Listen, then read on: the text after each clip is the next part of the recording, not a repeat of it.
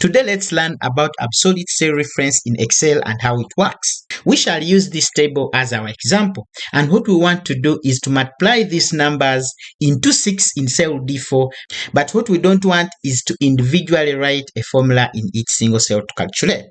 We would like to write one single formula in cell D5 and drag it to the rest of the cells while cell D4 remains an absolute cell reference, meaning it will remain locked as we copy our formula down. But before we write our formula that involves an absolute cell reference, let us first try our traditional methods and see what the results we get.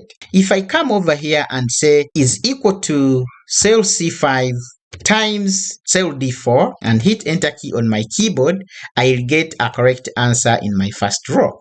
But when I drag this formula to the rest of the cells, check what happens. I get incorrect answers. The reason is that Excel by default is using a relative cell reference. When I try to double check this answer, for example, by double clicking in the cell, you'll see that it's multiplying cell C6 into cell D5. Let's look at another method that we could use. I would say is equal to cell C5 times 6. Hit enter key on the keyboard. Yes, I get a correct answer. And when I drag down to the rest of the cells, I get all the answers correct. But when this value changes, for example, it becomes 10, there is nothing that will update over here. So write a formula that will dynamically update every time these values change. For example, in cell D4, we need to use an absolute cell reference. And this is how you do it. You'll come over here and say equals cell C5 into cell D4, and would like to make cell D4 an absolute cell reference. What you do is you hit F4 key on your keyboard. And as soon as you do that, you'll see a $sign added on both the column and the row.